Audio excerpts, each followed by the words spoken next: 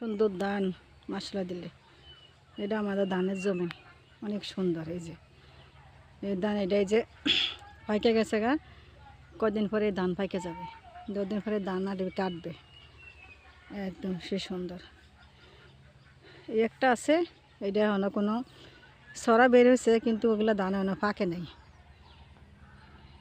এই যে এটা অনেক পাকা শুরু হয় না, পাকতে পাকতে মনে করেন যে অনেক সময় লাগবে আর কি। অনেক সুন্দর ধান,